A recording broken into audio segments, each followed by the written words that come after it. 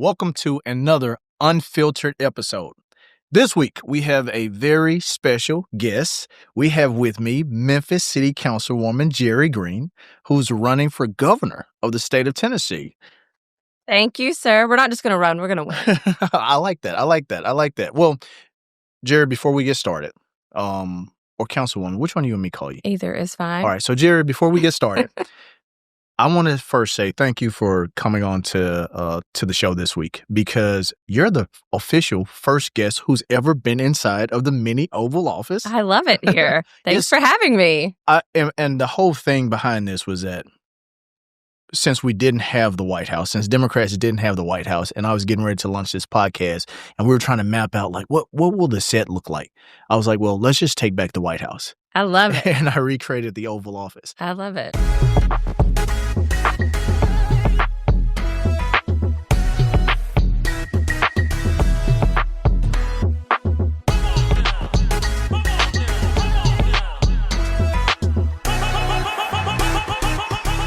So you're the first guest, and I wanted you to be the first guest because obviously I was the chair of the state party, and I've had a chance to really be deeply involved in Tennessee politics. And to see a native Memphian in the race for governor is very exciting. It is also an opportunity for me to just have a raw, unfiltered conversation about what I believe you should expect. But to also really hear how you believe you can have a different sort of impact on this race and on the Democratic Party as a whole, not just in our state, but in the entire country. And one of the things I wanted to do when I started this show was that I wanted to allow people to see our Democratic elected officials and our Democratic candidates in a different light, where everything's not, suit and tie and buttoned up, Mr. and Mrs. Professional. I'm Jerri and jeans today, so it's fine. I like Jerri and jeans. So we'll have a really open dialogue, and throughout this conversation, if you're game for it, I'll ask you some lightning round questions. All right. So people will get to know you a little bit better. But any question that you don't want to answer, we won't hold it against you. Hopefully, voters, if you're out there listening to this podcast, don't hold it against her. But I'm sure she'll be a fun guest. So let's get into it. All right. First question.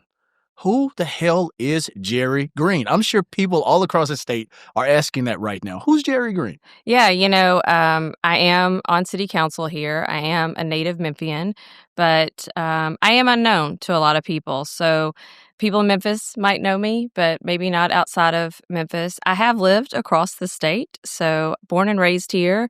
I went to school in Knoxville. I went away for law school. Where'd you go to school in Knoxville? Of course, UT. You have Ball for life. You have an orange tee on your chest. Absolutely. Right now. Fall for life. And then went away to law school in D.C., came back to Nashville to start my career. So I've lived in all the grand areas. So let me ask you, how'd you go from Nashville back home to Memphis? What made that transition? Even leaving Knoxville to go out of the state, then back into Nashville, then back home to Memphis. Like, what did that look like? Well, I went to law school at Georgetown and loved it. I certainly loved my time at UT, and I did college wrong. I did like 2 majors in 3.5 years.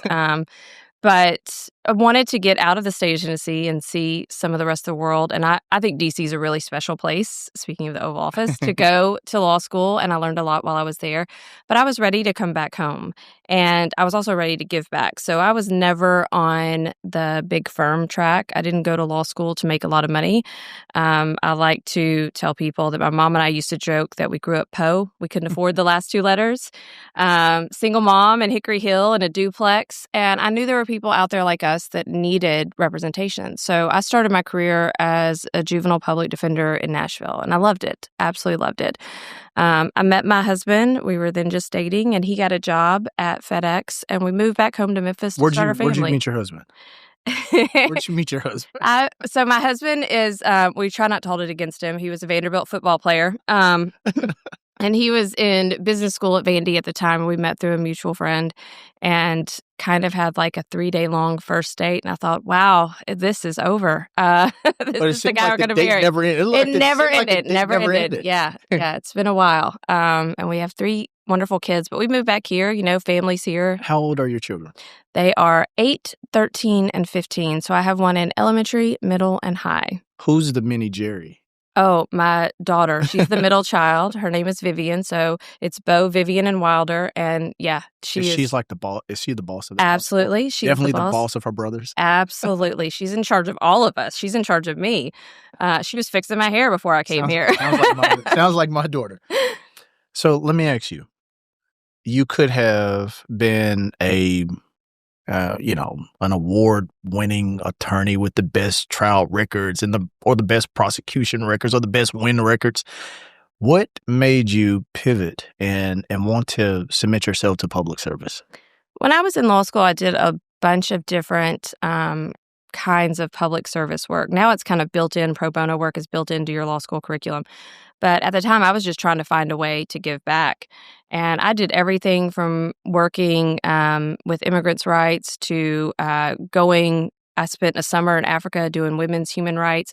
I did all kinds of things. And every time I would do something, I'd be like, turns out I like running water and Africa's not for me. So I would find things or, I would go into domestic violence court and I'd be like, this is just a little more traumatic than I'm ready to do. But when I went to the public defender's office, I just fell in love because it was where the rubber meets the road. You were not going to be buried in paperwork. You were going to be, as they say, tied to a wolf and thrown to the sharks at the same time.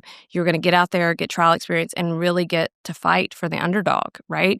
And so I just knew that it was my calling. And I applied to public defenders across the South and was very thrilled to get one in Nashville. What? That's interesting. I want to ask you something because I know that there's this whole criminal justice reform movement that exists in the country in Tennessee. Let me ask you, is there a case that you took on that had a real impact on you that made you feel like something has to change? Or do you believe in this whole criminal justice reform movement that's happening? Oh, absolutely, because I've watched it up close and up personal. I mean, I worship at the Church of Brian Stevenson, which means you have to get proximate to all the problems. And the time that I spent in public defender's offices, both in D.C., Nashville, and in Memphis, really put that in perspective for me. I'll tell you the one case that still sticks. There are many, and I have stories. When you're a public defender, you could write a book. But there's one that really sticks with me and sort of helped propel me into the work I do now as a city council person and in my work on the county side. When I was a juvenile public defender, I represented this kid who was about 13, so about the age of my second oldest. And his family, his mom and his little brother, and he lived in a quadplex of government-subsidized housing. And mom had taken off work because the younger brother was really, really sick. He was about 3 years old. And she took off so much that their lights got cut off. And she pulled the big brother out of school and said, you got to stay home and watch your brother. It was the winter. It was cold. It was dark. But she needed to go to work. So what he did was he took an extension cord and he ran it out his window and into his neighbor's house and plugged it in. And he plugged it back into his TV and to a heater, and he set his sick little brother in front of it. He was in front of my court, and I was representing him on aggravated burglary and felony theft. Oh, wow. Wow. And I thought, how many ways have we failed this child, this mother? How many ways are we setting up this little brother for failure? And I was a baby attorney. And I'm like, how am I supposed to fix this? And how is being in court supposed to fix this? The problems they have are not that he's a criminal and that, he needs to be taught a lesson, but he had 2 felony charges. Did the neighbor call the cops and report him? What a shitty neighbor. I mean, what a shitty neighbor. I mean, a shitty case, but what a shitty neighbor too. I mean, and I think it was probably, you say that, but it was probably a well-meaning neighbor, and it was probably a well-meaning police officer who saw 2 kids home alone in the dark. Yeah. And they thought, well, I got to call somebody. And so they called the cops. Yeah. And the cops came and said, well, I've got to get them out of this home. and DCS is a mess. Well, we can write him up for these charges and he'll be able to at least have a warm night in juvie. Wow, that's amazing to just hear that. But that also makes me think, like, in so many communities, not just in Memphis or not just in Nashville, but all across the state and all across the country, you know, there's this clash between neighbors and folks in the community, like where there's no trust, there's no real camaraderie, where people know each other and people can depend on each other any longer. Do you think that, even in, looking back on that case and looking at today and how divided we are in our communities, do you believe that that same type of nature still exists in us? I think it's easy. I think humans by their nature are probably, I just read a great book that was like, Why Are Good People Divided by Politics and Religion? And, it talks about how humans are mostly individualistic, but a little bit tribal. It's just sort of innate, and it's part of what actually kept us going, that we could do these communities, but we kind of got in our own little clans, right? But it is important that we don't just see people as others, but we do see them as our neighbors. So when you talk about criminal justice reform, some of the stuff I've worked on, like we just officially enshrined ending the overuse of solitary confinement in Shelby County prisons, right? And it seems like you want to be really, really tough on these people and you want to be really hard on them. But understand that when you lock people up in cages like that for 23, 24 hours a day for 40, 60 days on end, they come out broken humans, right? And they come out suicidal and more likely to go to a life of crime. And that's your neighbor. Yeah.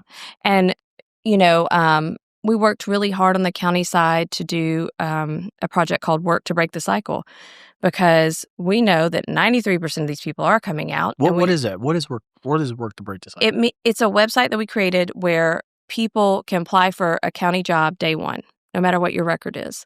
Because the number one way to stop recidivism is a job, right? And do you know when most people are really motivated to get a job? Right when they get out of jail. And and so if we put these limitations like, well, you have to be good for like 6 months or 6 years or whatever it is. Yeah. Well, what are they supposed to do? They're going to go right back to a life of crime. So I think that criminal justice reform is, again, part of me being proximate to these problems for so many years, saw that these people are humans. And when you start treating people like humans, you start making better neighbors, right? And that will help us bring our connections back. Is that Break the Cycle? Is it called Break the Cycle? Work to break the cycle. Work to break the cycle. Is Work to Break the Cycle a part of this? Didn't you all do something, a Ban the Box initiative or something? Yeah. So it was sort of an extension of that. We did ban the box first, but here's the double-edged sword to ban the box, which is if we want to incentivize people who've just gotten out to come and get a job that can put them on a right career path and a right trajectory, we can't ask them if they're a former felon. So this was a way to just sort of market to them that we do want you to come work. And since then, we've hired almost 200 people, and we've had exactly 0 incidents. How about retention?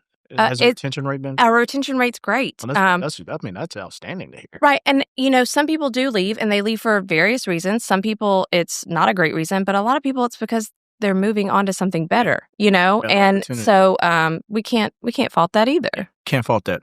Let me ask you something, because I know that you're in a governor's race that at times we know that some of the folks whose names have been mentioned and who are possibly running in this race are probably going to be all bought in on the Republican way or the Washington way, or the status quo way of really running nasty campaigns. One of the things that we always hear about our hometown, Memphis, is that, Memphis is such a violent place, and violence this, violence that. And I'm sure your opponents are going to try to put everything that has happened in Memphis ever at your doorstep if you're the nominee. You're on the city council, and you're going to hopefully be governor of the state. Can you just kind of give people like the pushback? Like, Mhm. is Memphis? I know my answer to this, but is Memphis as really violent as people think? And as a city councilwoman, and especially when you become governor, if you become governor, how do you have the state help to lead any type of crime reduction efforts, not just in Memphis, but in other cities across the state? Because Nashville has grown extraordinarily. Knoxville is seeing extraordinary growth. Chattanooga is seeing extraordinary growth. And as cities grow, obviously problems will also grow. So as governor, how do you set a tone from the state capitol with policies and agendas that cities can look to and say, well, here's a governor that understands, kind of where we need to be going. Well, I don't ever want to discount anybody's feelings around violent crime, because all too many people in our community have been victims or know someone who's been a victim of violent crime. That's just the truth. But I do say that it's not all here locally in the laws we're putting in locally. In fact, we fought really hard to get on the ballot some common sense measures to try to push back about what the state has done. And we got 80% or more on every one of the ballot measures for common sense reforms. And that means Democrats and Republicans. That means, people who have guns and people who don't. But in the meantime, while we push back on some of those laws, we have to find real world solutions. Okay. And I'll give you an example of something I did here. So CJ Davis, our chief of police, used to say 40% of our violent crime is traced back to a gun stolen out of a car. We became number one in the nation in guns stolen out of cars after our Republican-led legislature passed that law. Chattanooga became number two. And it's not a coincidence that those two cities in one state became number one and number two. And so if guns stolen out of cars cause violent crime, can be traced back to violent crime, how can we stop that without changing that law, right? What I did is start a free gun lock by mail program. Anybody in the county can email us a form. It doesn't have to be for you. You can give it to your cousin or to your neighbor, whoever you want. But if you know somebody that needs a gun lock, we'll mail one to you. It costs us $2 for a gun lock. It costs us $5 to mail it to you. That's $7 to save a life. And it helps keep guns out of children's hands, because we also lead the nation, sadly, in guns going into children's hands in accidental fires and suicidal people. And we're seeing an increase in Tennessee in our veterans and our teenage girls. So in the 2 years since we launched that program, we've given out over 2,000 gun locks. At the same time, we've seen a 25+% reduction in guns stolen out of cars, and we've seen almost the exact same number of reduction of violent crime. So you gotta keep pushing to change the law, but in the meantime, you got to come up with real solutions. And we've got to find. It's a common sense thing. And are you all still getting requests for gun locks? That's absolutely. And we've actually also taken the same idea into our HIV prevention, because we're number 2 in the nation in new cases of HIV. And then the state has decided that it doesn't take federal funding for HIV prevention. Right. Which, if you're listening to this podcast, which is absolutely ridiculous. That's crazy. Right. Very preventable if you can, get tested, know your status, and get on PrEP and all of that. And our health department does a great job of that. But there's stigma around getting tested, right? So we're mailing out HIV tests. Know your status at home. It's a simple swab, and then you can contact us and get the right resources. So again, it's that same sort of thing where we're going to have to push back on the negative, but the way you push back is to show what have you done in spite of the laws. Yeah. So for instance, our state is really terrible on women's health issues. Right? And as soon as Dobbs came down, I knew there was a trigger law and that we were going to see more high-risk births. We are one of the leaders in the nation, definitely in the state, in fetal and maternal mortality. And it is worse for Black women than white women, and Black babies than white babies.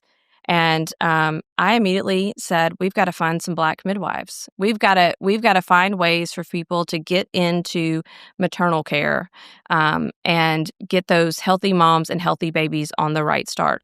So even in the face of this pushback, we've got to find things that, again, you can get support across the aisle, right? That's the sort of thing, whether it's a gun lock or it's funding a midwife, you can get support across the aisle to say, okay, we can come together and try to find a solution. I've said that. And being and being, it seems to me, just by hearing what you've done or or some of the things that you want to do, seems that you're planning to be a proactive governor and not a Absolutely. reactive governor. Because Absolutely. I think a lot of times we find ourselves in situations where everybody's reacting to something, whether it's a mass shooting, whether it's a ruling from the Supreme Court, everybody's reacting to something instead of being proactive about how do we get ahead of it even before it becomes an issue.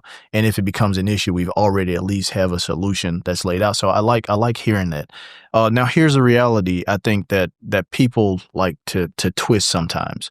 And they you're from the second largest city in the state. Big Shelby. Yeah, by just second largest by just a small midget. Nashville has overtaken, but not just in the big cities, but in rural counties all across the state. I mean, there's a lot of poverty. Mhm. There's also crime. There's also death from like fentanyl Mhm. and overdoses. There's a lot of issues, women's maternal health issues. These issues aren't just isolated to the cities. They're also very prevalent in rural parts of the community. How do you connect the dots with folks in those rural communities to say, some of the same issues y'all are facing, other places are facing too? Well, so part of my history is I was born and raised here by a single mom, but my dad lived across the river in rural Arkansas. So I'm very familiar with, that kind of life. And he actually died on a work site because he didn't have access to a hospital fast enough. So I know what it's like to have your rural hospitals closed down, right? And I've definitely seen the impacts of the opioid epidemic and how it is crushing families. And, whether it is bringing in jobs that provide living wages or just making sure basic necessities are met, the cuts that we're seeing to SNAP and to Medicaid, yes, they're going to have a direct impact. Like here in Memphis, we lead the state in senior hunger. I mean, the country in senior hunger. We have 1 in 5 children that live not knowing where their next meal is coming from. And so when we are cutting out hundreds of millions of dollars of SNAP, that means something. But it also means something in rural communities because farmers also depend on SNAP. And those farmers markets and those small farmers, they also are using SNAP and EBT. And so it affects their bottom line too. We like to have this divide of, city versus country or whatever. We like to have this divide of us versus them. Really, the divides right now are class divides. It is top versus bottom, and too many people are at the bottom and too many of the people at the top just continue to get higher up. Yeah. Well, what's your message for folks who live in rural communities? Like if you had to give them one message like today, what would that be as they're getting to know you? Well, that you're not going to be left behind. I mean, that you're not going to be forgotten. The issues that matter to them matter to all of us. And I think that it's easy for them to try to divide us. But truly, when we talk about, as you said, like poverty, it affects everyone across the state. If you're in Appalachia, that's the poorest part of our state. There are people there that don't have utilities. Well, again, the big, beautiful bill is going to make our utilities more expensive. Yeah. And I like to call it the big bullshit bill.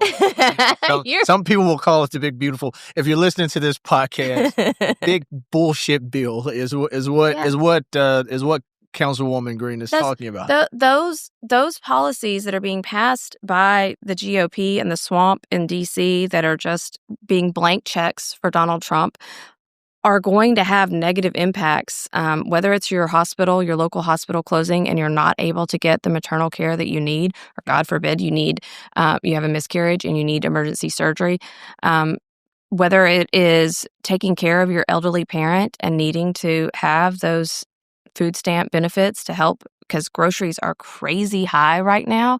All of that is impacting us, and it really, truly doesn't matter where you live.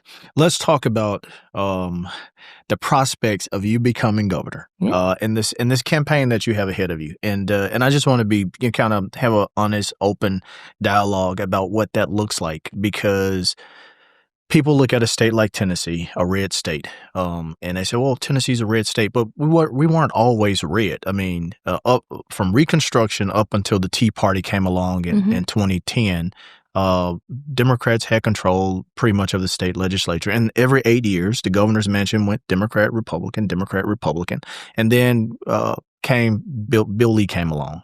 And I like to say he conned people into believing that he would be this, Mr. Champion for everybody's rights. But people elected him, and they reelected him. And we've seen even in the 2024 elections, we saw Donald Trump win Tennessee. We saw him grow his margins here in the 2020 election, one of the only 2 states where he actually grew his margin. Marsha Blackburn, the senator, really just smashed Gloria Johnson in the United States Senate race. And then even when Bill Hagerty ran for the Senate, we saw him run up big numbers here in the state.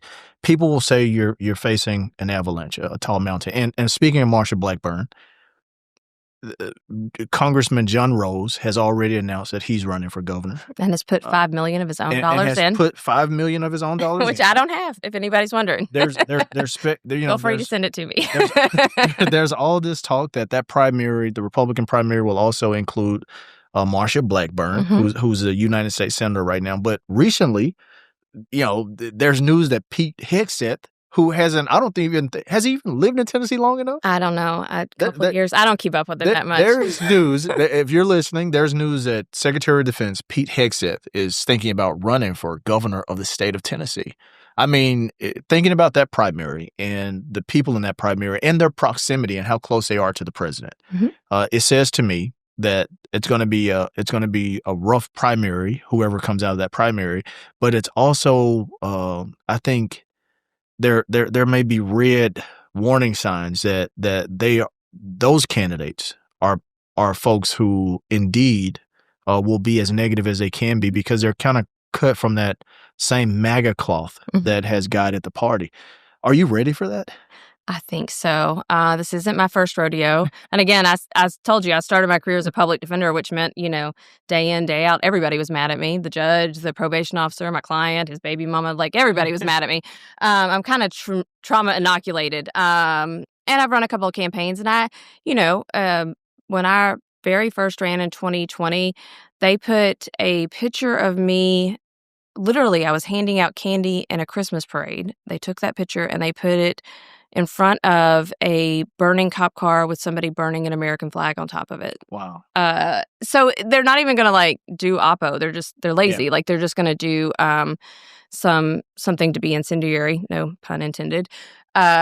Yeah, I think I'm ready for it. That sort of stuff doesn't bother me. I think people really need to see a candidate who's willing to fight for them, someone who's authentic, and they will gravitate towards that. There also has to be a solid plan, and I do believe me and my team have that. We are definitely going to turn out those blue spots that have been dwindling in numbers. That means those voters are there. We just need to get them to the polls. And then we need to do what I actually did in my city council seat, which has never been held by a Democrat since 1819 in the city of Memphis, and that is take the suburban areas and move them from pink to lavender. We're not having to flip red to blue. I won my seat by just 56 votes in a runoff. A win's a win. But it's to flip a seat's a huge deal, it's a huge deal. And so to do that, if you become governor, you'd be flipping the governor. That's what we do. That's what we do now. So I think you have to have a solid plan. You have to have a really, really good ground game, and you have to not be afraid of hard work.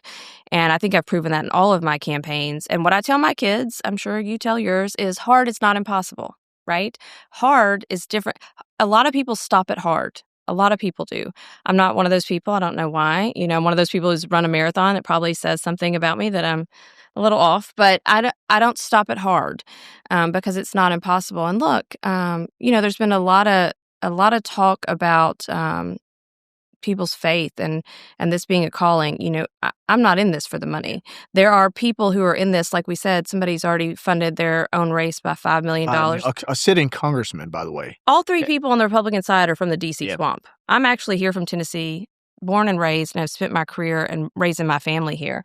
But what I can tell you is my Bible told me a story about David versus Goliath. And I'm not afraid to go against the giant. Yeah. And because I have faith that what we're saying will speak to people, and what we will do when we get there will change people's lives for the better. I just know If it. you could pick any one of those three names, and they may have more names that decides. If you could pick any of those three names, like who would be the dream opponent on the Republican side? Like That's really hard. You know, that's so hard. I would just love to run against any of them for different reasons. I think probably I've thought mostly about running against Marsha Blackburn only because her name was floated so much and so often.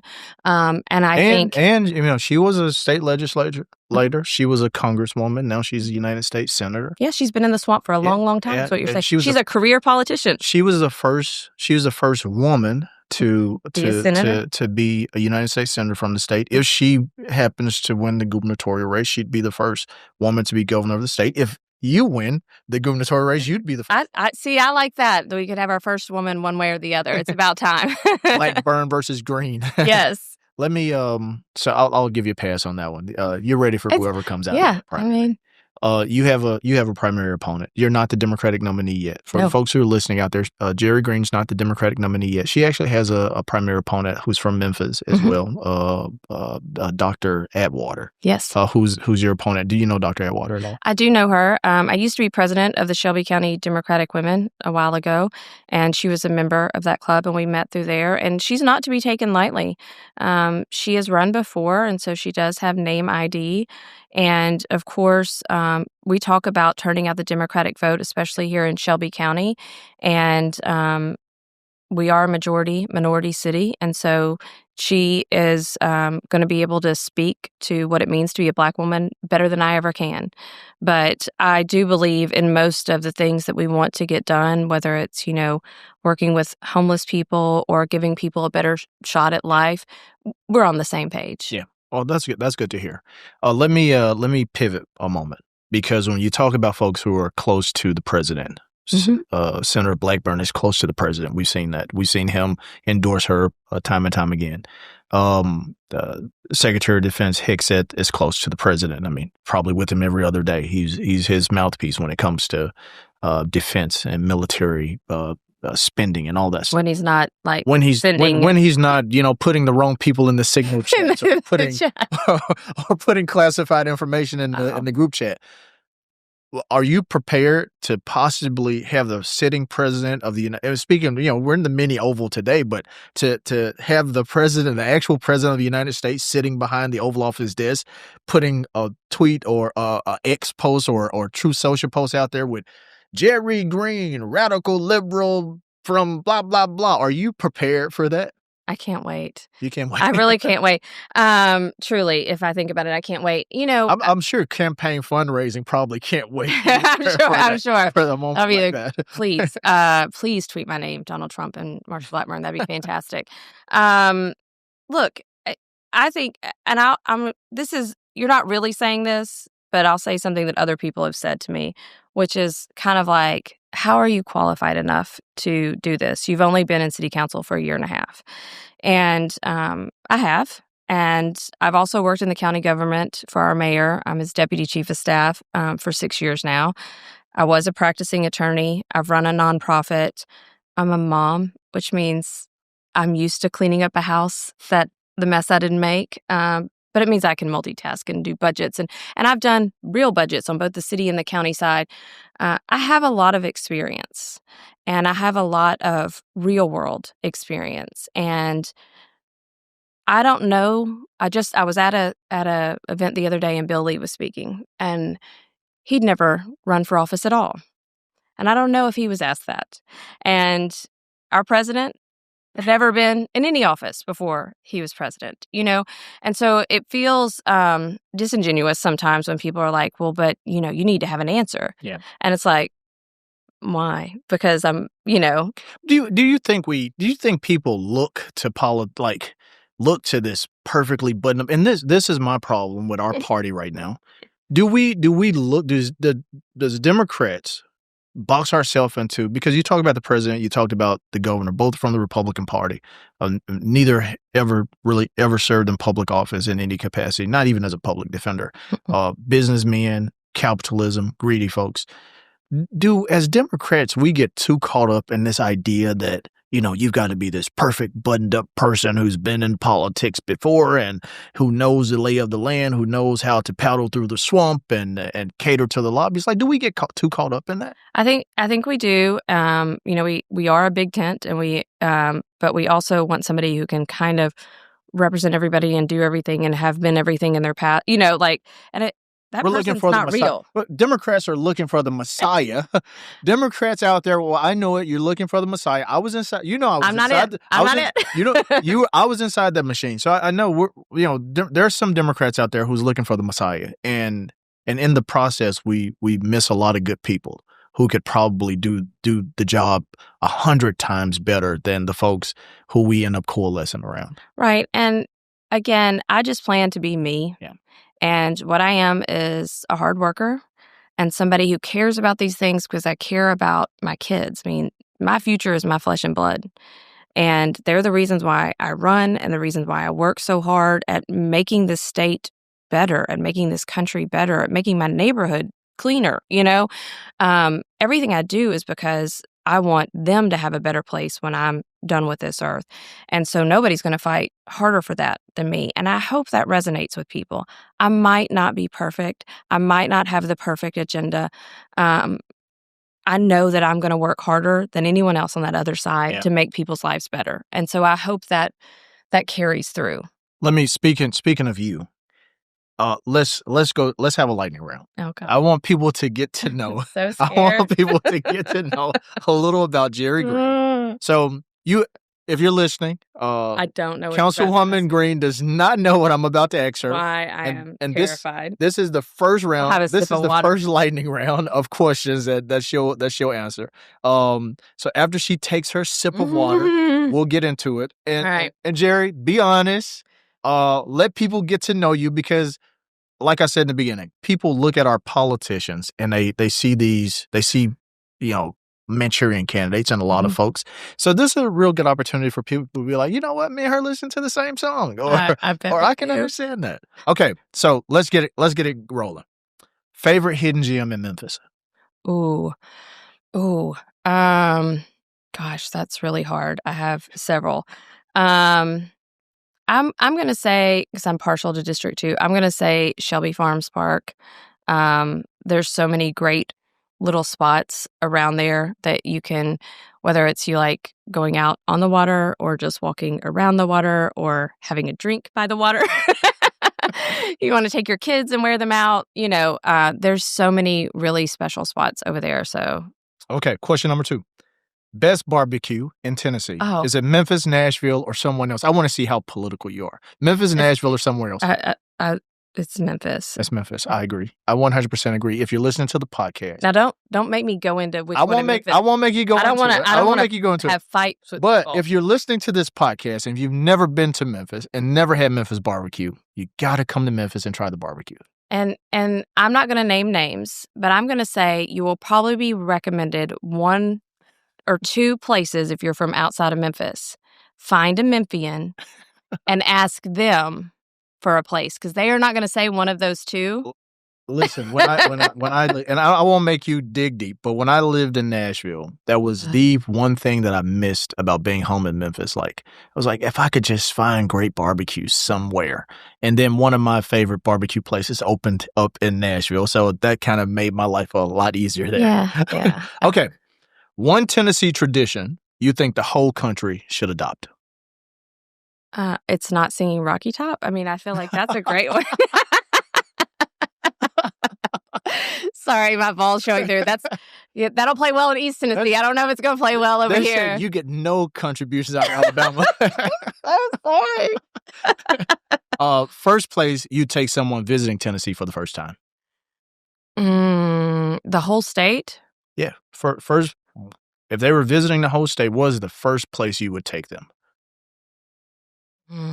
I might take them again, I'm picking outdoorsy stuff, but, I really like the Smoky Mountains. When I was there in college, I go up to Fall Creek Falls and see something like that because I don't think people expect that in Tennessee. Yeah. I think they've seen Nashville and Broadway, they've seen Memphis and Beale, and those are really great special places, and you should definitely go down to Alfred's and see that, and, you should definitely go to the Ryman, but, East Tennessee is just a really incredibly beautiful place that people kind of don't know about. I actually agree with you on that.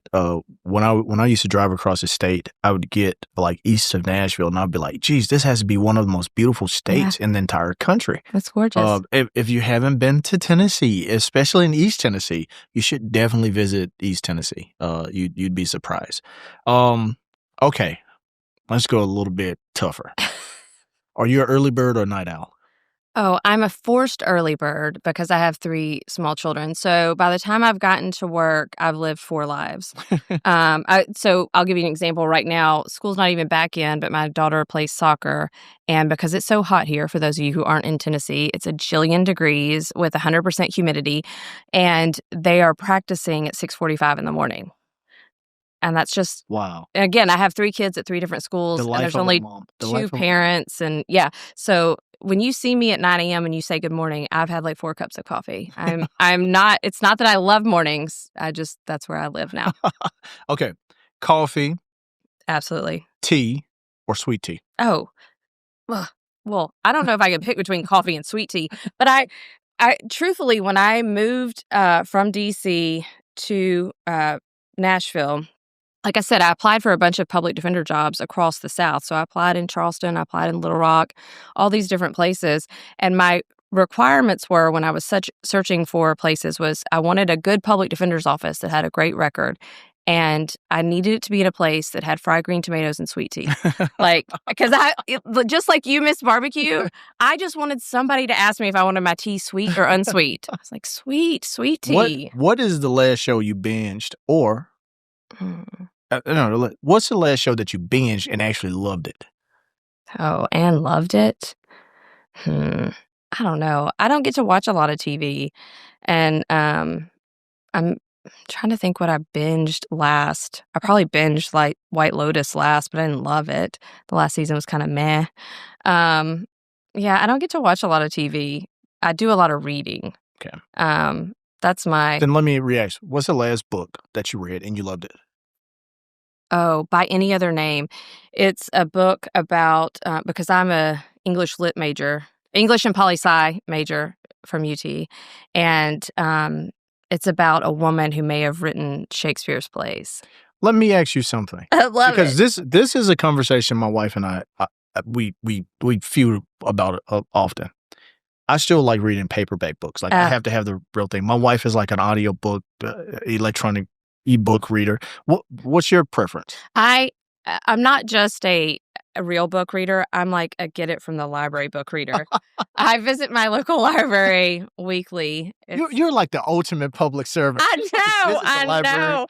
I really do. But I will say, so we just took a family vacation up to the Pacific Northwest, and I was able to actually, while we're driving through Rainier and Olympic, to listen to some audiobooks with my husband. And we listened to The Revenge of the Tipping Point and Who is Government, which is a really great book right now for anybody because it talks about it's a series of a bunch of just people you would never know about that work in the federal government that I feel certain have now been doged. And the things that they did, like, stop mines from collapsing, or these like really rare specific diseases that nobody would find a cure for if there wasn't, because there's no motivation from the pharmaceutical companies to do it, or no motivation from the mine companies to do it.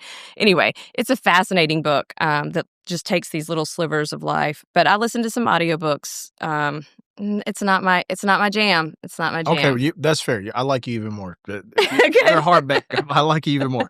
If you weren't in politics or law or practicing law, what would you be doing right now? I'd be a carpenter. You'd be a carpenter? My whole family, the Maldens, that's my maiden name. Now I'm giving out all kinds of information.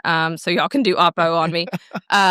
So they're from Helena, West Helena, Arkansas, King Biscuit Blues Festival. You best believe somebody's typing right now. But all the Maldens, all the men, were carpenters. And so I grew up on work sites with like sawdust and paint. And I just love the feeling of, either painting a room or building a space or, and seeing what you've done. Do you do a lot of DIY projects at home? When you have time? When I have time, I do. And I'm the fixer and the doer and the figure outer in my home. That's pretty cool. Pretty cool. What's your go-to karaoke song? It's Tricky. It's Tricky? Which one do you sound the best at? No, I don't sound good at any of them. That's why. Yeah, no, I try to avoid karaoke at all costs. And most do group karaoke so that I'm drowned out. One word that your kids would use to describe you. Tough. Tough? One tough mother. I mean, I'm telling you. You're living up to that campaign slogan. One tough mother. Absolutely. Let's, app you've used the most besides email. App you use the most besides email.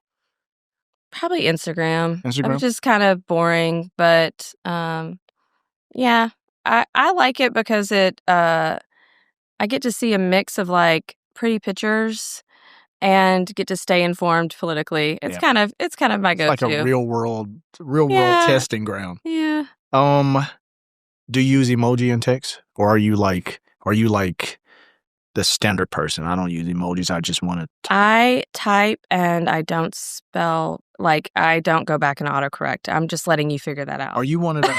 Are you one of those people who use the speak to text feature? No, I type, and I'll give you an example. Yesterday, this is such a weird example, but yesterday I was telling my neighbor to keep her small dog inside because there was a turkey vulture in my front yard eating a squirrel, and I typed it really fast, and it said turkey cutter, and she was like, "What does that mean?" And I was like, "Oh, I should have fixed that." That's not one you would normally be able to figure out. What's your if people are wondering if you're living in the governor's mansion and you've had a rough legislative session, what's your favorite way to unplug? I like to listen to records. I like to records, like records. Records. So like Miles Davis and Taylor Swift. You own a record? I have a record player and and a glass of wine and hanging out with my husband. He's my rock when I need to de-stress. A quote or motto you live by? You can do hard things. You can do hard things. And I would say the other one that I have this thing on my desk that I look at every day, and it's kind of how I, think about campaigns, but it's be so good they can't ignore you. Oh, that's good. That's a good one. I look at it every day. When I was chair of the party, I was the first black, that. I was the first black person to have that role, and I used to prior to that role, I used to live by this, there's bumps along the road, don't let them stop you. Then when I got the role, I had to change my whole philosophy. So I started living by this quote of, being the first, you could either, and you might be the first woman governor in the state, being the first, you could either set it up for the next person or you could fuck it up for the next person. So that became the motto that I live. That's a lot of pressure, friend. Yeah, being the first is a lot of pressure. Yeah, well, we've got our first female majority city council here when I got elected, and so I think that we're trying to set the bar really high. That's pretty with good. that. That's pretty cool. Yeah, that's pretty cool. National politics. Mm-hmm. Let's talk about national politics for a second because it's hard for people to, and we're going to talk about some state stuff too because I think it all plays together. But it's hard for people to separate candidates, especially when you're running for governor, when you're running for U.S. Senate, when you're running for Congress. It's hard for people to separate the national stuff from the district level or the state stuff. National politics right now, Donald Trump has absolute full control of the Republican Party. Whether it's the judiciary, whether it's the folks in Congress, whether it's the people who are surrounding him. And I don't agree with a lot of the policies that he's passed. And in his first term, we saw a president who was kind of green about how Washington operated. But in the second term, we see a president who is actually strategizing about everything he say, everything he does, and he's really not giving a damn about, in anyone who wants to stop him or think he shouldn't be doing something.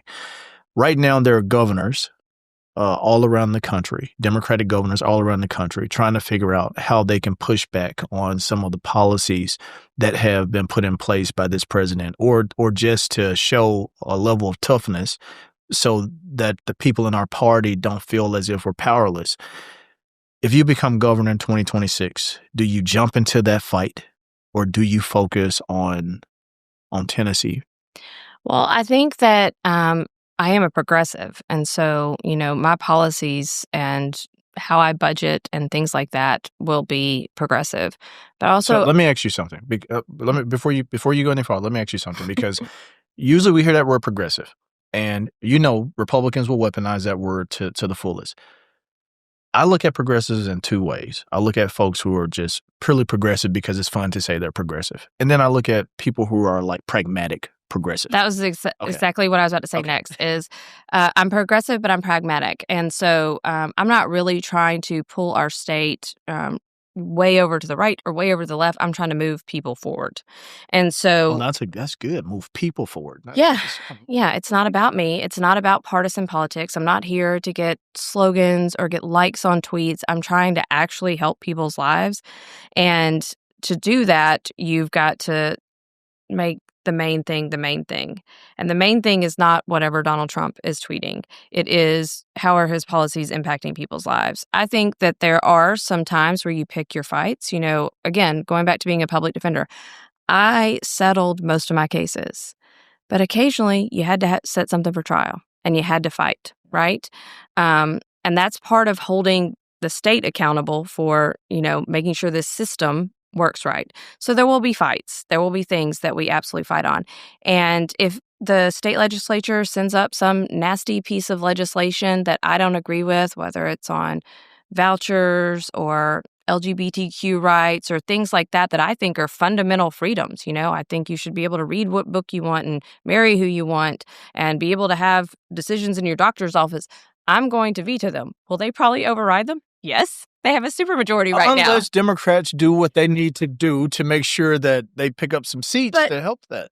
But I've learned, and I think people have learned about me here in Memphis.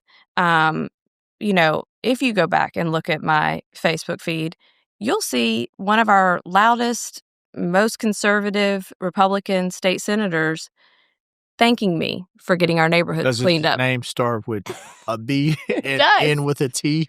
But it's because there are places where we can find common ground, right? And if a neighborhood needs to be cleaned up, it needs to be cleaned up. And I don't care if a Republican asks me to do it or if a Democrat asks me to do it. I want to get it done.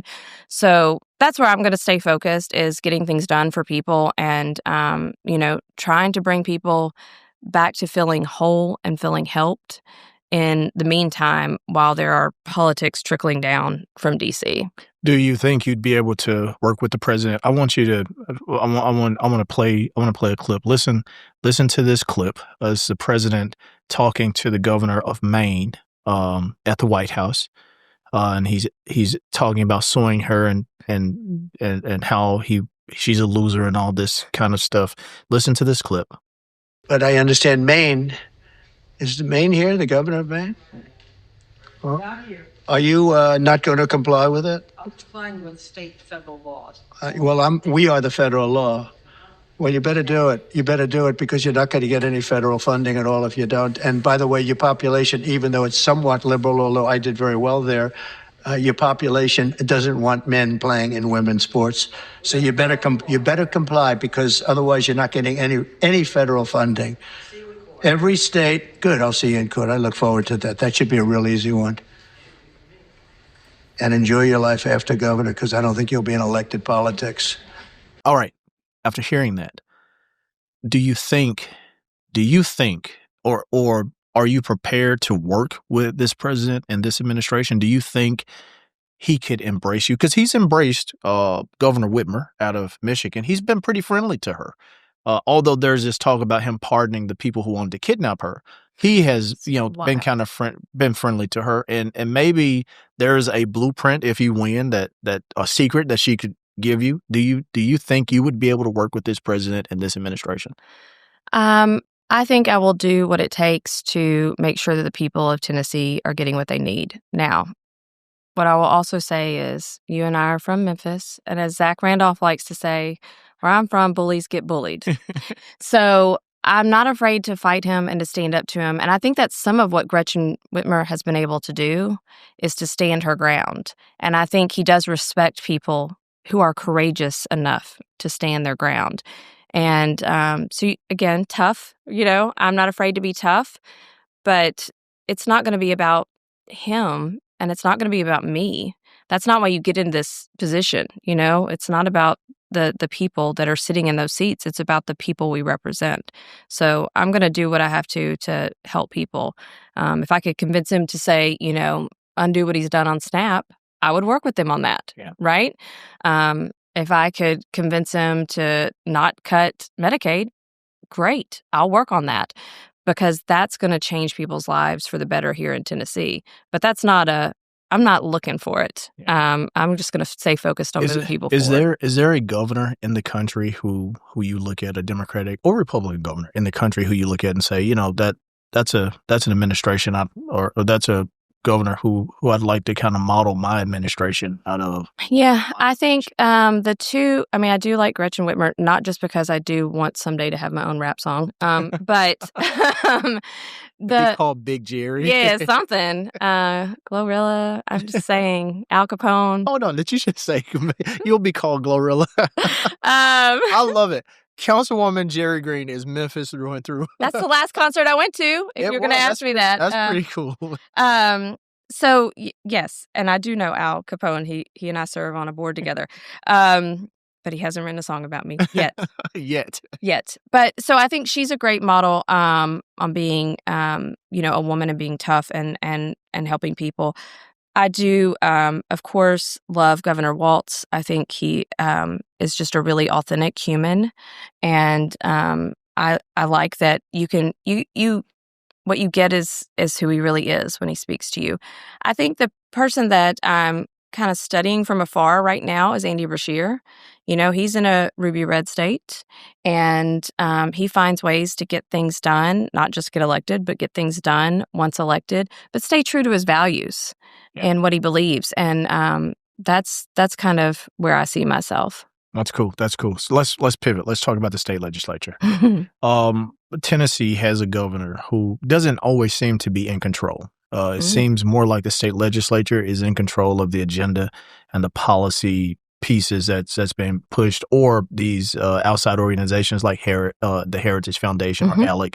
It seems like a lot of what's happening in the state isn't under the governor's control. It's more under the state legislature's control. How do you work with this state legislature, which, in my opinion, is probably one of the most far-right legislatures in the country? They're always trying to one-up Texas or one-up Florida. In Tennessee, a lot of people... Or one down. I don't think a lot of people pay attention, but Tennessee is almost like a testing ground for some of the worst policies that we've seen rolled out in the country. How do you work with a state legislature that passes more lawsuits than laws? That passes more lawsuits than laws. How do you jump into that fray if you become governor of the state? So I will say two things. One is I'm familiar with the state legislature in my role as chief of staff for Mayor Harris. I've worked with them on passing things that you might not think would get passed. For example, they expanded the gun lock program to the state. Common sense gun reform was able to happen. We worked on some things around HIV victims that are traffic victims. I've been able to work with them across the aisle on several things. It takes a lot of relationship building, and it also takes someone who's willing to be an advocate. I have these dual roles, right? I'm a legislator and I work in an administration.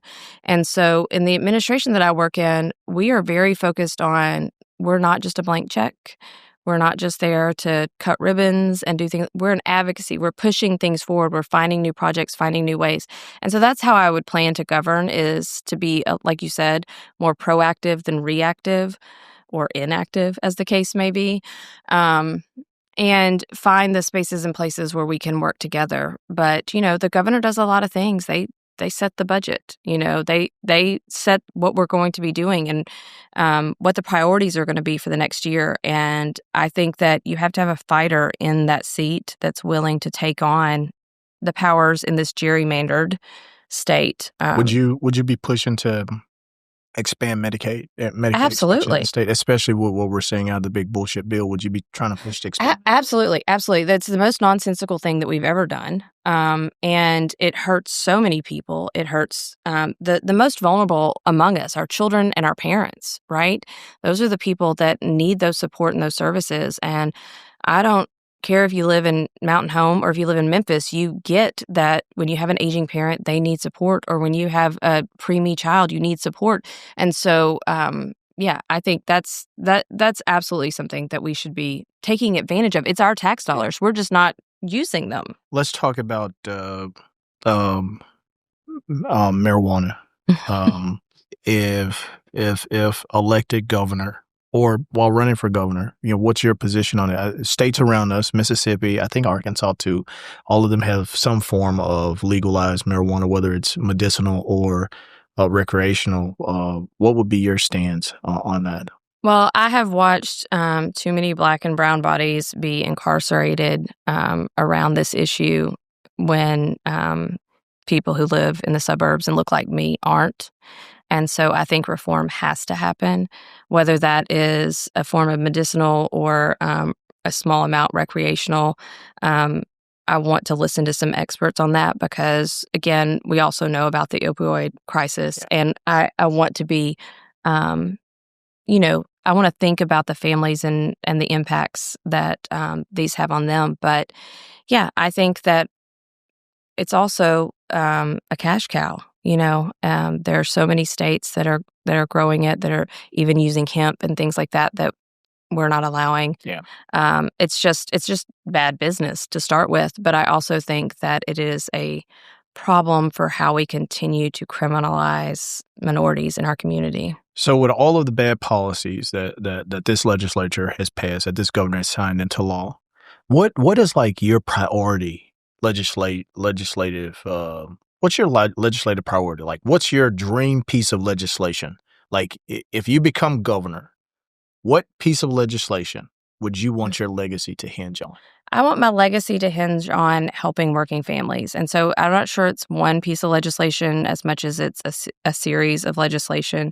I want to make sure that we're bringing jobs into our community, but they're not like dead end and low paying jobs, or jobs with paid parental leave and that have a living wage. I want to make sure that we're protecting our environment. Again, my children have to live on this earth after me. So I want to make sure that that's a priority. I want to make sure that my daughter ends up with the same rights that I was born with. And so that is definitely a priority for me. But the day-to-day living, I don't want people to be hungry at night. It is ridiculous that people are hungry. I don't want people to make a decision about, should I go get this checkup or will I be able to pay my utility bill?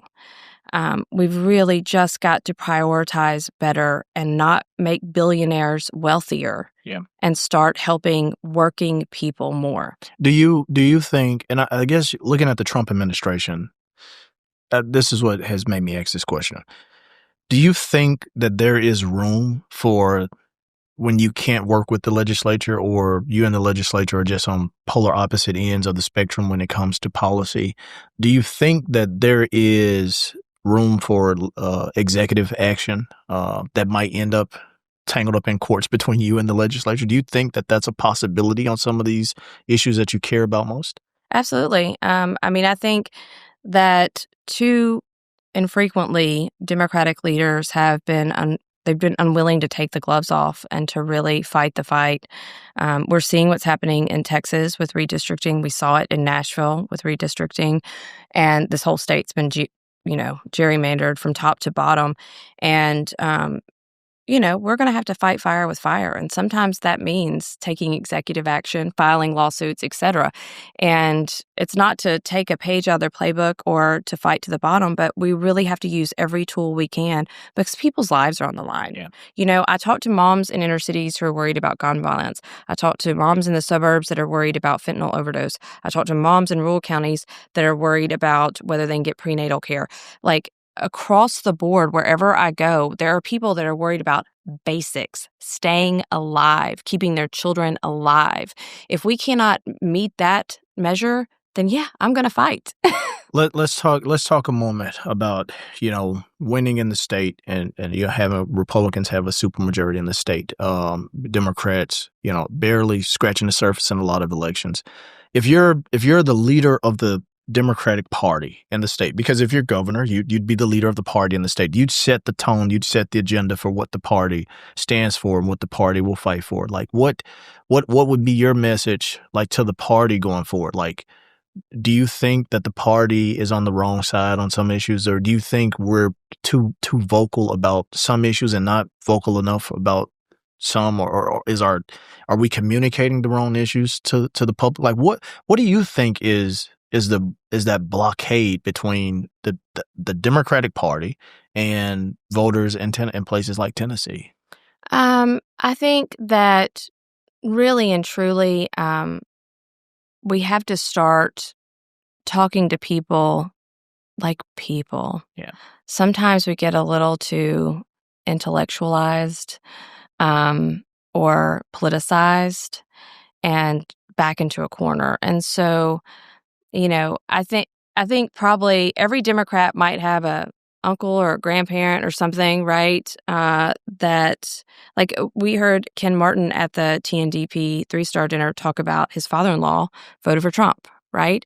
And you've got to be willing and open to have that conversation Do you about. have any family members who voted for Trump I that you know of? Not that I know of, but I feel certain. Some of my family in Arkansas did.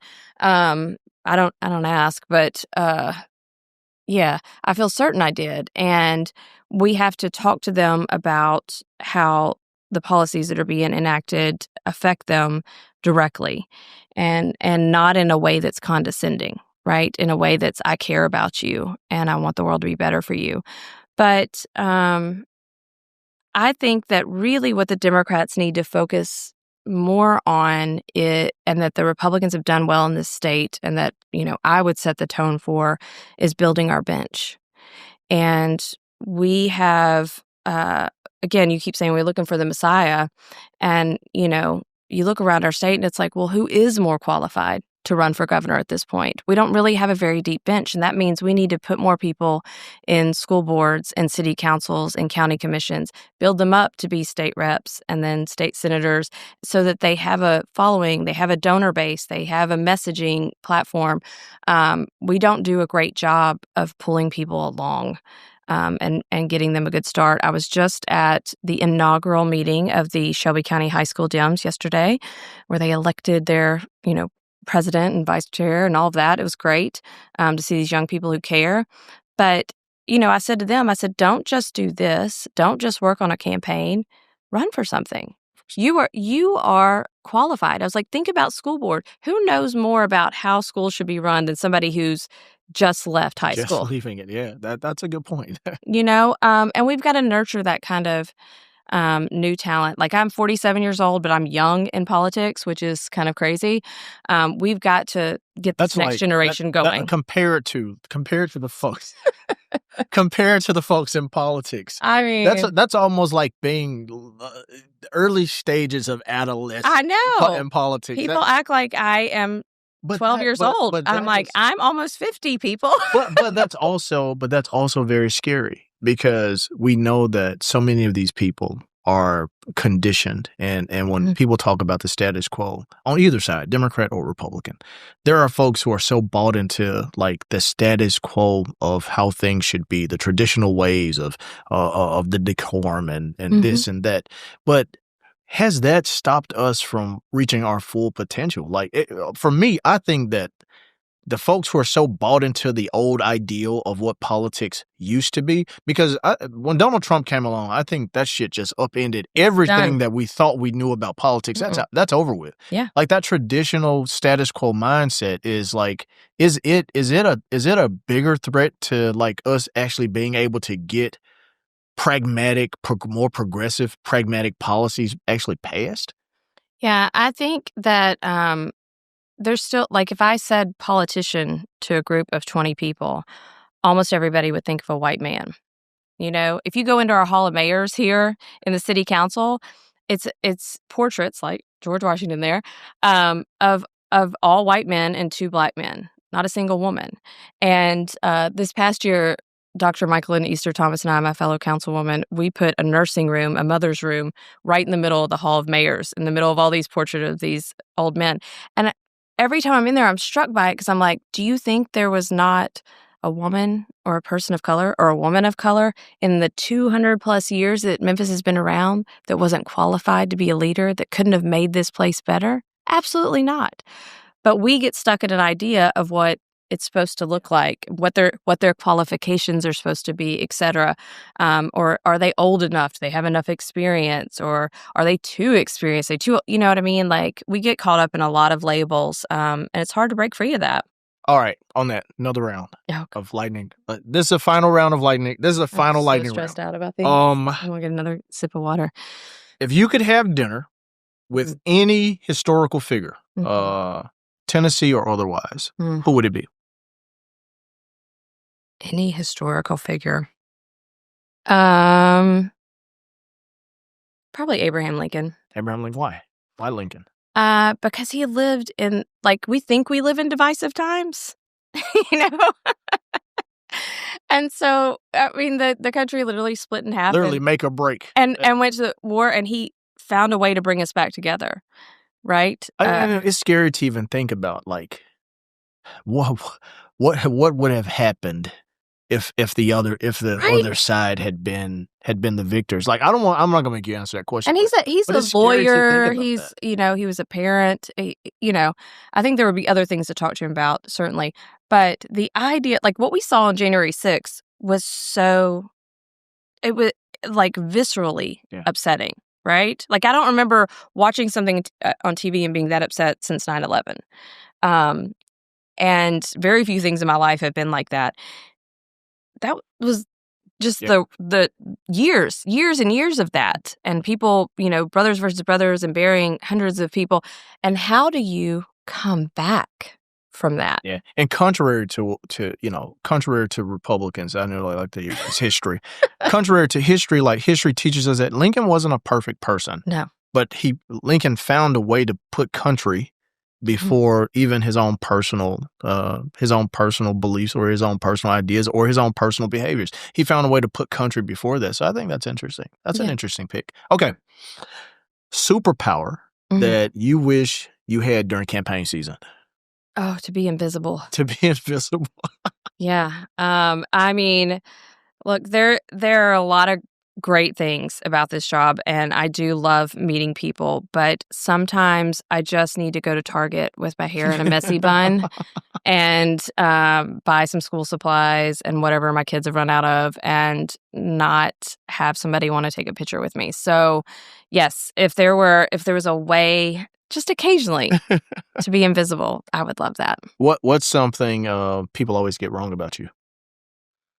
I think people think that I am white, privileged, rich, which I find humorous. I present as a blonde from East Memphis. But the truth is, I've lived a really hard life. I have worked really, really hard to get where I am. I put myself through college. I put myself through law school. The street that I live on now, I used to drive down when I was a kid and think, these houses are the most beautiful houses I've ever seen. This is the most incredible neighborhood. If someday I could live there. I'm literally living my dream, but I worked so hard for it. And so I think people see someone like me who is currently living in a place of privilege and think I've always had that privilege. I think that's something that people get wrong about me. What's the last thing that made you just, laugh out as loud as you could laugh, that just took you out? So I do love watching comedy clips on, I told you I do Instagram, but on Facebook, I generally I get lost in the reels. And there's this guy, this parent, Jim Garofalo. All his stuff is very clean, but it's always about parenting and how terrible your children are. And because I was living through a vacation. When you take, for everybody on a podcast, when you go away from your house with children, it is a trip, not a vacation. And if you live with a fun pusher, like I do, my husband is a fun pusher, which means we have to get every minute of every day has to be something special. It's definitely not a vacation. But he was talking about like going to Disneyland. And he was like, I always wondered why my parents were so miserable on vacation. And it was like, let me spend a ton of money to stand in a line for 4 hours and be really hot and have my kids whine about it, And I was like, yes. What? You see, you're laughing because I feel like you're feeling some of it. I know a little something about Uh-huh. that. If your campaign had a theme song, or when your campaign has a theme song, what will it be? Good. What will it be? Well, we just mentioned Glorilla, so it's like I'm from Memphis. What you know about me is the first thing that's coming to my head. Gosh, I don't know. I don't know that one. The theme from Rocky is kind of coming to my head.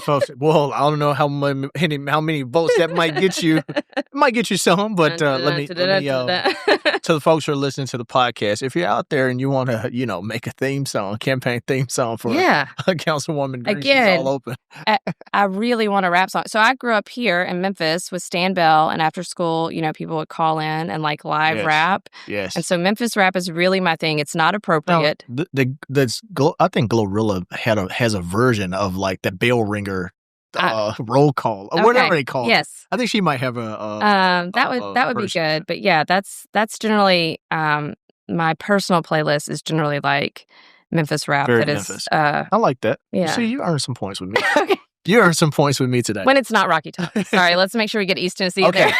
Memphis barbecue. So Memphis barbecue. When we talk about Memphis barbecue, sauce or dry rub, and don't dare say both. Oh no, sauce. Sauce. Sticky sauce, right? Yeah. I mean, so again, for people who are outside of Memphis, you have to know if it's sauce or dry rub, and you have to know if you're talking about ribs or pulled. Yeah, true. And I am a pulled pork sandwich with the like bright slaw kind of girl. Yes. Yeah. Messy. I was going to say slaw, barbecue sauce. Like the bun's not holding together. We need some wet naps. Yeah. Real Memphis. Real Memphis barbecue. Yeah. Have you ever danced on Beale Street? Oh. Yes. It wasn't and the good news, was it? No, because again, I said I was 47. So the good news is it was before social media. But for those of you who have not been to Rayford's and had a soul burger very late in the evening, it's a thing. You should do that sometime. One thing that you think every Tennessean should be loudly proud of? Our people. I really do. We travel a lot. And maybe especially, I think about Memphis people and the soul that we have and the culture that people copy our culture, our dance, our visual arts, our music, our style of dress, so much of even our literature, right? And that's true across the state, really. That whether it's bluegrass or country music, whether it's, there's different writers across different times, we have really special, talented, creative people here, and we have people who care. Yeah. Memphis continues to be like number one in the nation for charitable giving. And it's not because we're the richest city. Yeah. But it's because we care about our neighbors. And I've experienced that across the state. I met someone in Washington, D.C., complete stranger. And after talking for a while, he thought I was from Nashville because that's where I was living at the time. And I said, Memphis is home for me. And he just went like completely on this whole rant about like, oh shit, damn, Memphis is like, when I visited Memphis, the people were like so nice. It felt like I knew everybody. Everybody was so welcoming. And when I'm back home, it makes me think about that. Like, I've never met a person who've come to the city and left feeling like a stranger. They left feeling like you love Memphis, it'll love you back. But the whole state really has. And again, I've lived in Nashville, I've lived in Knoxville. I have great friends who live in Chattanooga and Jackson. But it's full of really beautiful people, hardworking people.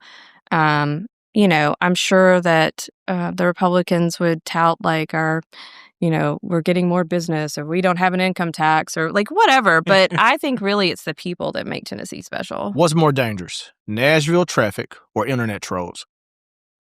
I live in Memphis. Memphis traffic is way worse than Nashville traffic. No, it's not. I don't think it is. Oh, I don't think absolutely. we're gonna have to have somebody from Nashville. Okay.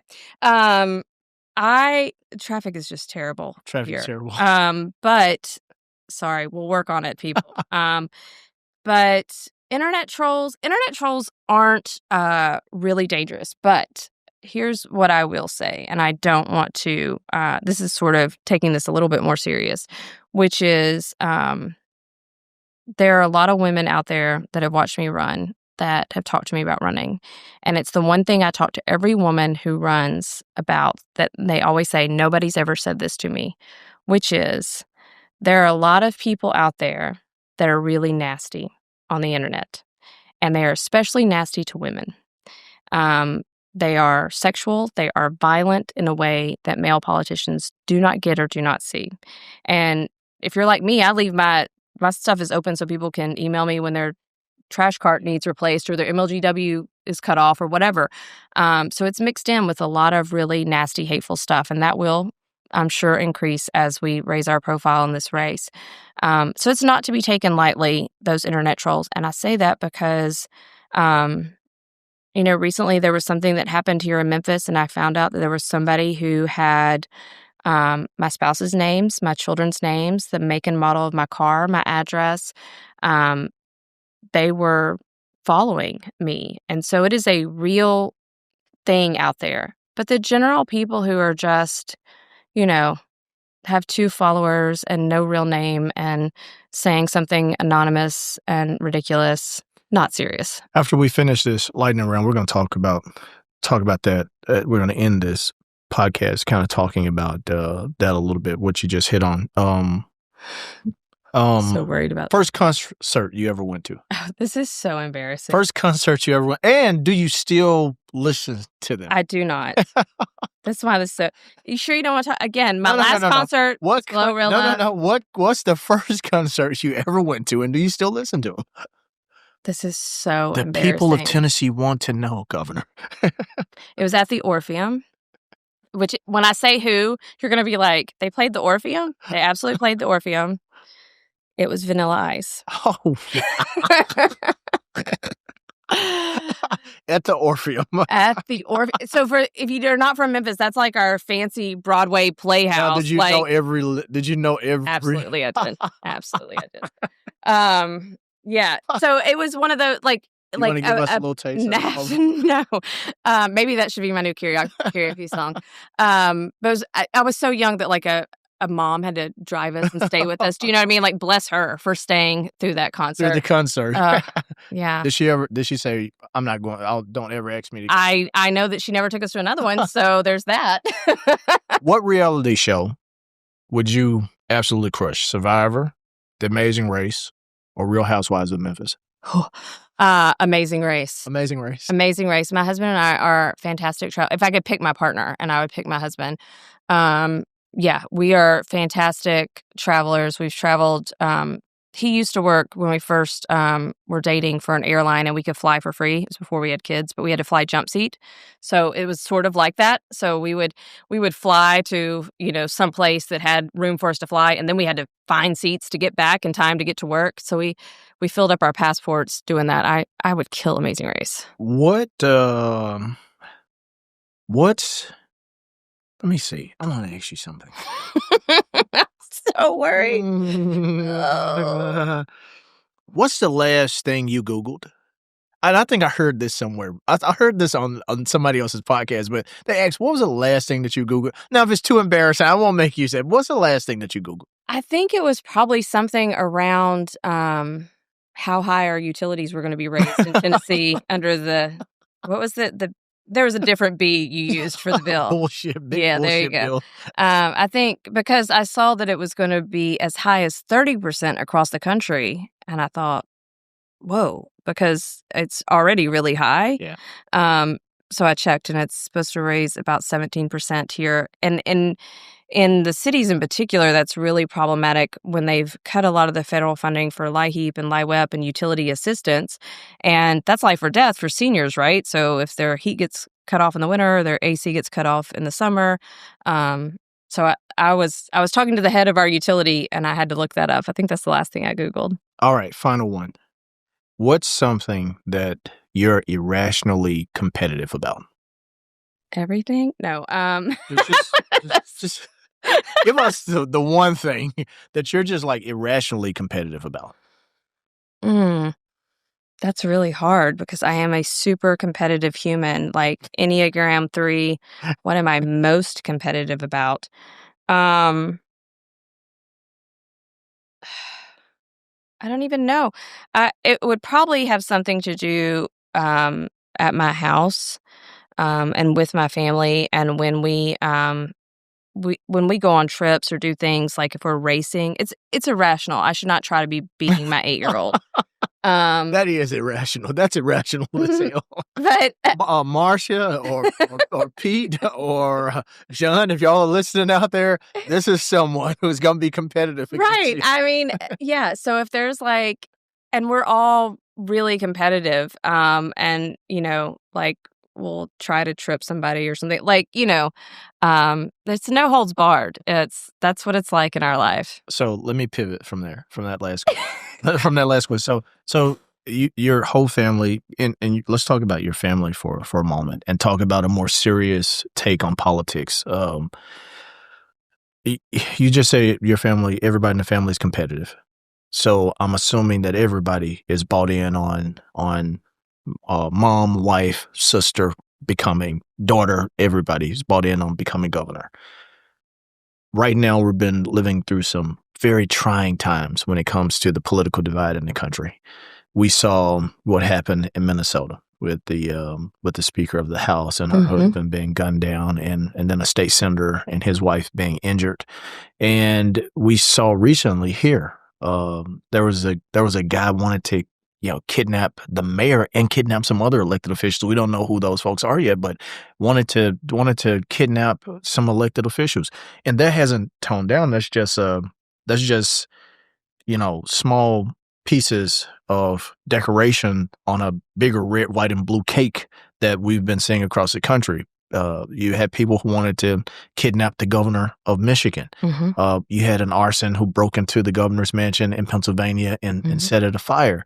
And you hear even now there's been all these death threats towards President Obama after this thing came out about this Russia Gate hoax or whatever. This environment, as a woman, as a mom, as a wife, as a daughter, as a sister, like this environment is very contentious, and obviously is becoming very dangerous. How do you navigate the current political climate as it relates to the tension that we've seen in the country and the political divide? It's hard. Does that scare you? I think it scares my family more. My children are like way bought in and don't worry about things like this. My husband's first reaction when we first started talking about this was, I'm worried about the crazies out there. It was not about like you would not win or you'll be away or any. It was like, I'm worried for your safety. And my parents had the same reaction. My in-laws had the same reaction. Like the people who care about you and know you the best, want you to be safe. And I get it. What I can do is, in my own corner of the planet, is try to not feed that fire, of hatred. It's very strange that we've entered a world, and I think social media has a lot to do with it, where we don't just see someone on the other side of the aisle as somebody who disagrees with us, but as the enemy, right? It's become so divisive that way. And so I try to make sure that when I'm out there in city council, that people see I'm talking for everyone, I'm working for everyone, I'm not just helping the Democrats, right? And that's the kind of governor I'd hope to be. You fight the battles you have to fight, but I'll tell you this. I think as a parent that it's my duty in the current world that we live in to stand up and to fight back and to be the kind of person that's willing to stick their neck out there and run. Not everybody has to do that. You can do whatever in your own little space. But for me, I'm in a position of privilege, right? Where people ask me to run for governor and to know that I have the skills to be good at it in the campaign and when we get elected. But I don't want them to ever think their mom stood on the sidelines scared. Yeah. They're watching me. They're watching me. And they watched me through other campaigns and people slinging mud and saying scary things. But you do have to take safety and security seriously. I mean, even Trump was, shot at.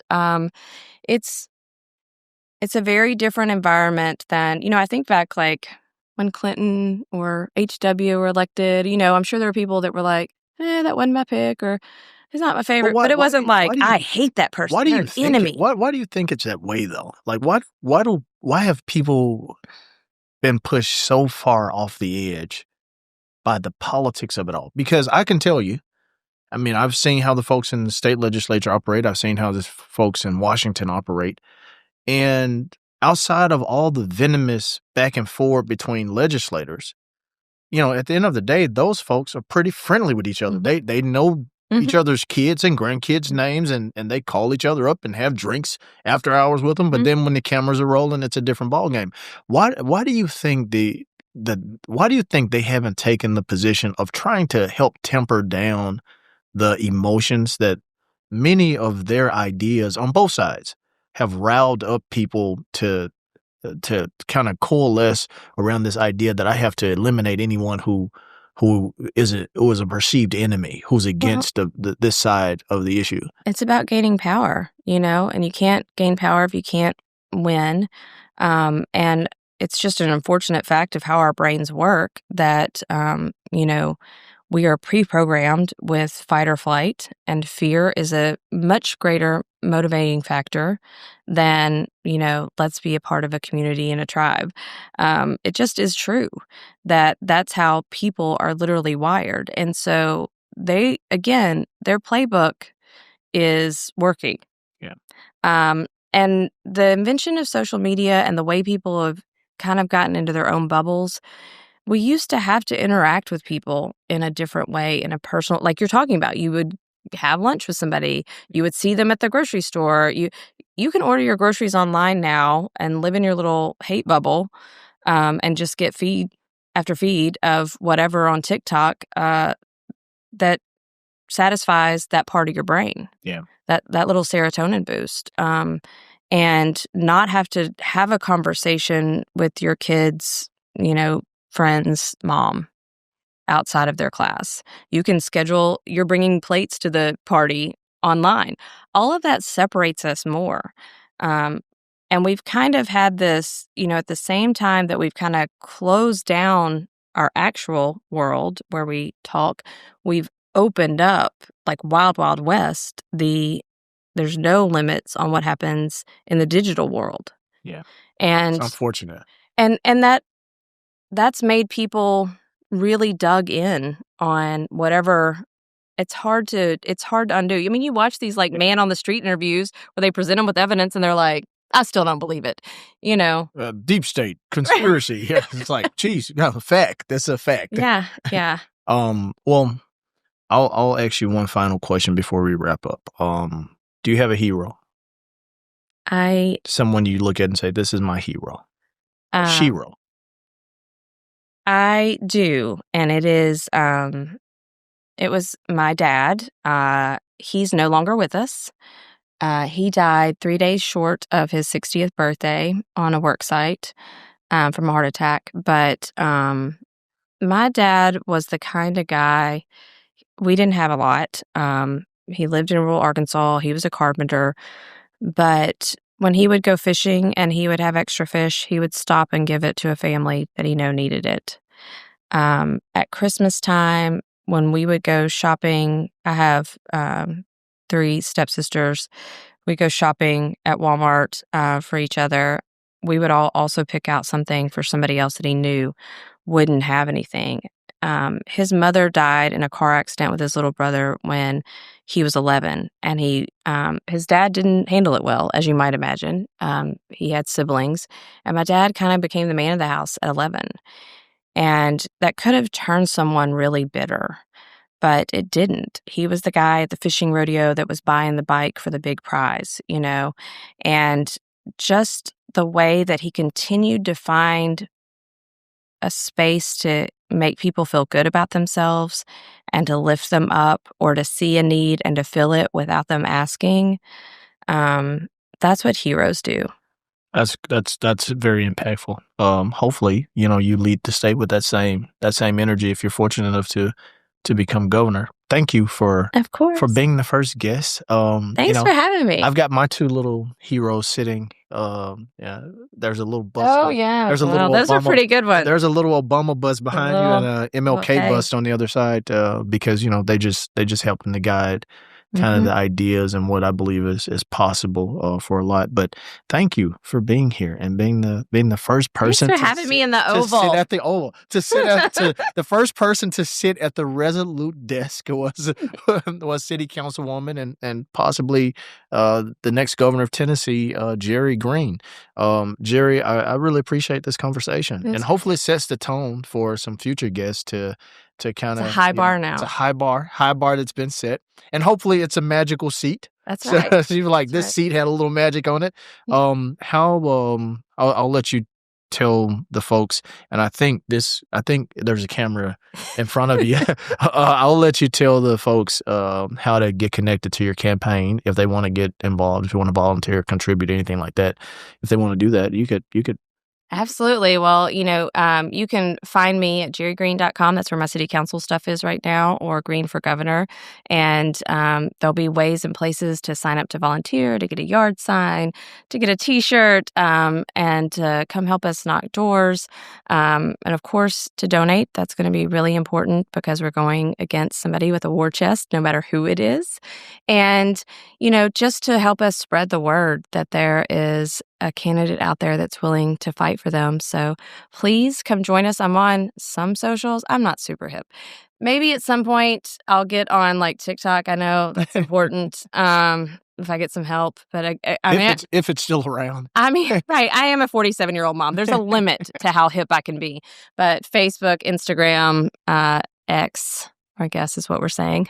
And it's Jerri Green on all Jerri Green. Find me there. And we'll make sure that we put the link so the folks can to find you as well. Thank you all for tuning in to another episode of Politics Unfiltered. If you haven't, make sure that you subscribe, share this episode, and let people know who Jerri Green is and that you had a chance to hear some good stuff from her and about her, and you learned a little bit more. And leave out the part about Vanilla Ice. No, don't leave out the part about Vanilla Ice. Make sure you mention the part about Vanilla Ice. But as always, make sure that you're staying in this fight, because it's going to take all of us to move the needle in this country, whether it's Democrat or Republican. It's going to take all of us to move the needle for ourselves and for our neighbors. This is Politics Unfiltered, and I'm out.